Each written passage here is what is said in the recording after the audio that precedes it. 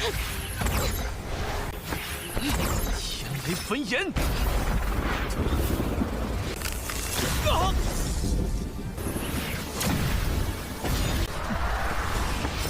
阴阳不铲除你这个祸害！ Pada episode 151 kali ini, langit arena kompetisi agung retak disertai kedipan cahaya hijau dramatis. Dari tubuh jiwa api surgawi hijau yang hancur, muncullah jasad berbalut jubah zamrud hitam, sosok yang dingin dan menakutkan. Ia melangkah ke arena dengan aura imperius. Para tetua sekte berbisik penuh rasa takut. Dia bukan berasal dari dunia biasa.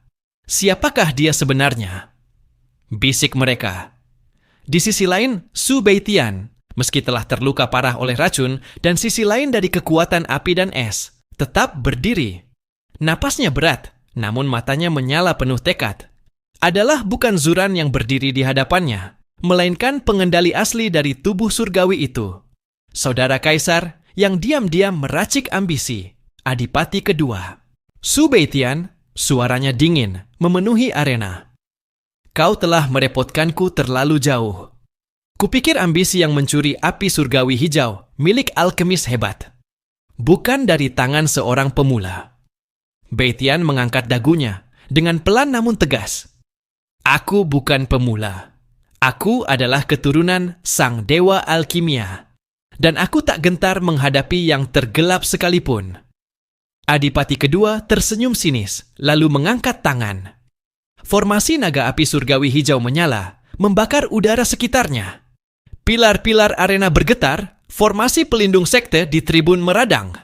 Tetua Uwu berseru panik, formasi jiwa api surgawi hanya bisa dijalankan oleh kultivator paragon roh. Beitian bahkan belum mencapai ranah penguasa pil surgawi. Namun, Beitian menyalurkan kekuatannya. Ia membuka tato pilin surga di punggungnya, lalu mengaktifkan formasi Istana Pedang Emas. Langkah kedua. Ribuan pedang emas bercahaya melingkar, menjadi perisai sekaligus tombak penyerang. Benturan terjadi, api hijau surgawi menyerang tanpa ampun, sementara pedang emas es petir membalas dengan dahsyat. Dentuman menyentak, arena seperti akan runtuh. Beitian merasakan tubuhnya nyaris roboh, racun merebak, pedangnya retak sedikit demi sedikit. Namun, dari dalam, gema suara Giok Ruyi terdengar mendesah, memberikan satu peringatan lembut. Lepaskan segel terakhirku, jika kau ingin selamat. Jiwamu mungkin hancur, tapi alkimia sejati tak pernah padam. Beitian terkesiap, kemudian menatap ke langit biru retak di atas arena. Baik, jika ini satu-satunya jalan. Ia menepuk jantungnya, segel terakhir Giok Ruyi pecah. Menyala dalam cahaya suci putih. Dari cahaya itu memancar api petir es surgawi murni, perpaduan 3 elemen alkimiawi yang belum pernah dicatat, satu-satunya dalam sejarah. Pedang emasnya terlapisi cahaya suci, aura itu menekan naga hijau surgawi hingga terpental. Adipati kedua kembali mundur, terkejut. Tidak mungkin, api 3 elemen dari seorang keturunan alkemis muda seperti dirimu? Beitian mengangkat pedangnya. Aura suci menari di sudut matanya. Aku adalah Su Beitian, keturunan dewa alkimia. Dan ini jurusku, bukan hanya untuk bertahan, tapi untuk membebaskan dunia dari tiran seperti dirimu. Benturan kedua lebih dahsyat. Pedang es petir menusuk inti formasi naga surgawi, menghancurkannya berkeping. Aura hijau itu lenyap, tubuh adipati kedua terlempar, wajahnya pucat. Arena benar-benar senyap. Semua mata kini tertuju pada Su Beitian, yang tetap berdiri meski tubuhnya tersayat. Namun semua tahu, kisah belum selesai. Adipati kedua, dengan mata merah penuh dendam, merapat perlahan. Suaranya serak tapi mengerikan. Baiklah, aku akan hentikan permainan ini. Kau akan menyaksikan kekuatan keluarga kerajaan sejati. Langit arena alkemis agung semakin gelap. Retakan spasial terbuka, menghisap angin puyuh yang membuat tribun bergetar. Para tetua sekte bergegas menyalurkan ki pelindung agar murid-murid tidak terhempas. Adipati kedua berdiri tegak di tengah pusaran api hijau. Rambutnya berkibar, auranya melonjak, melampaui ranah biasa. Su Beitian, katanya dengan nada bagaikan petir di telinga. Kau memang mewarisi darah alkemis, tapi itu tak akan cukup untuk melawan darah kerajaan. Aku akan menunjukkan seni api darah kaisar, rahasia yang membuatku pantas menduduki tahta. Ia menekankan telapak tangannya ke dada. Seketika, darahnya mendidih, memancarkan api darah hijau kekaisaran. Api itu jauh lebih menakutkan dari sebelumnya, seolah mengandung jiwa naga kuno. Di tribun, wajah tetua Wu berubah pucat. Gawat, dia memaksa menggunakan seni api darah kaisar. Itu akan membakar hidupnya sendiri, tapi kekuatannya bisa naik setara dengan ranah Dewa Pil awal. Para penonton menelan ludah. Jika benar begitu, maka jurang kekuatan di antara Adipati kedua dan Su Beitian semakin lebar. Namun Beitian hanya menghela napas, lalu memejamkan mata sejenak. Ia menyalurkan ki terakhir ke tubuhnya. Api petir es surgawi di sekelilingnya menyala lebih terang, menyatu dengan formasi istana pedang emas. Ribuan pedang emas kini dilapisi 3 elemen, api, es, dan petir. Aura itu membuat tanah di arena seakan runtuh.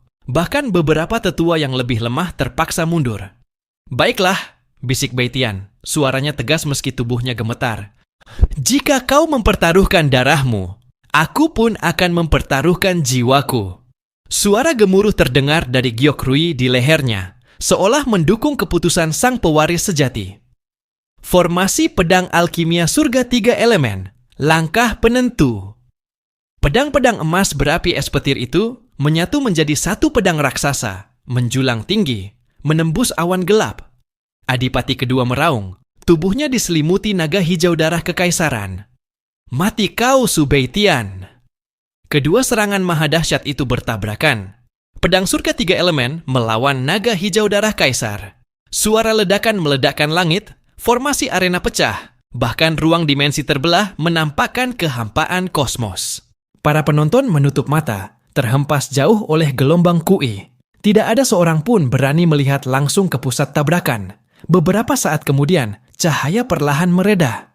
Dari balik kabut kui yang membara, sosok yang masih berdiri dengan lutut gemetar adalah Su Beitian. Tubuhnya berdarah, hampir tak berdaya. Namun pedang 3 elemennya masih berkilau samar di genggaman. Sedangkan Adipati kedua terkapar, tubuhnya terbakar api hijau sendiri. Wajahnya penuh keputusasaan. Bagaimana? Mungkin darah kekaisaran kalah dari seorang bocah alkemis. Beitian menunduk menatapnya, suaranya lirih namun tegas. Kekuasaan yang lahir dari ambisi buta akan hancur oleh alkemis sejati.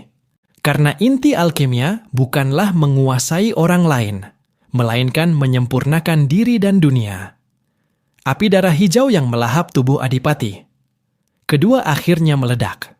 Dengan raungan terakhir, sosok itu lenyap menjadi abu di udara. Arena sunyi. Semua orang terdiam menatap Su Beitian yang kini menjadi pusat dunia. Tetua Uwu berlutut, diikuti oleh banyak penonton. Pewaris sejati Dewa Alkimia Yin Yang telah bangkit. Su Beitian hanya menghela napas, memandang langit yang mulai jernih. Api petir es surgawi perlahan padam di tubuhnya. Ia hampir roboh, namun cahaya giok Rui menopangnya. Dalam hatinya, ia tahu ini baru permulaan. Adipati kedua hanyalah bagian kecil dari badai besar yang akan mengguncang seluruh daratan kultivasi. Arena kompetisi agung akhirnya kembali tenang. Formasi pelindung yang runtuh diperbaiki oleh tetua-tetua sekte, sementara kabut Ki yang tersisa berangsur lenyap. Namun, suasana di antara para peserta dan penonton masih bergemuruh. Semua mata menatap ke arah sosok yang berdiri di tengah arena, Su Beitian. Tubuhnya berlumur darah, wajahnya pucat, namun tatapan matanya tetap jernih. Tetua Uwu melangkah maju, jubahnya yang compang-camping tersapu angin. Ia menatap Beitian dengan penuh rasa hormat. Pewaris Dewa Alkimia Yin Yang, hari ini kau telah membuktikan dirimu. Bukan hanya sebagai alkemis muda, tapi sebagai penerus sejati jalan alkimia. Serentak, para murid sekte, bahkan tetua dari sekte lain, berlutut memberi hormat. Salam untuk pewaris alkimia agung. Namun Beitian hanya menggeleng lemah. Aku bukan pewaris siapapun. Aku hanya Su Beitian. Aku berjuang bukan untuk tahta, bukan untuk gelar, melainkan untuk jalan alkimia yang sesungguhnya. Kata-kata itu membuat banyak hati bergetar. Tetua Wu lalu mengangkat tangannya. Cahaya formasi menyelimuti tubuh Beitian, menutup luka-lukanya sementara. Namun, jangan salah paham Beitian. Dengan mengalahkan Adipati kedua, kau baru saja mengguncang fondasi kekaisaran. Kaisar tidak akan tinggal diam. Kau harus segera memperkuat kultivasimu. Beitian terdiam. Dalam hatinya, ia tahu kata-kata itu benar. Kemenangan hari ini hanyalah awal dari badai yang lebih besar. Seketika, suara dalam giok Rui terdengar lagi, jauh lebih jelas dari sebelumnya. Beitian, segel terakhirku telah terbuka. Mulai sekarang, kau akan bisa menapaki ranah Dewa Pil awal, tapi jalan ini penuh dengan cobaan jiwa dan api surgawi yang tak terkendali. Apakah kau siap? Beitian menutup matanya, lalu mengangguk. Aku siap. Jika jalan ini adalah warisan yang harus kutempuh, aku akan melangkah tanpa ragu. Tetua Wu menatapnya lekat-lekat, lalu berkata, mulai hari ini, nama Su Beitian akan dicatat dalam sejarah. Namun, ingatlah, semakin tinggi kau melangkah, semakin besar pula bayangan musuh yang menunggu.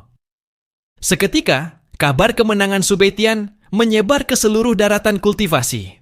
Nama pewaris Dewa Alkimia menggema di sekte-sekte, kerajaan, bahkan sampai ke benua-benua seberang. Namun, di sisi lain, di ruang rahasia istana kekaisaran, sosok kaisar tua membuka matanya. Sorot matanya gelap dan senyum tipis muncul di bibirnya. Su Beitian, ternyata kau benar-benar ada. Kalau begitu, permainan baru saja dimulai. Di malam setelah kompetisi, Su Beitian duduk bersila di dalam ruang meditasi khusus yang diberikan sekte. Api petir es surgawi berputar lembut di tubuhnya, menyeimbangkan ki yang kacau akibat pertarungan. Namun di balik meditasi itu, ia bisa merasakan sesuatu, sebuah pintu baru yang terbuka dalam jiwanya.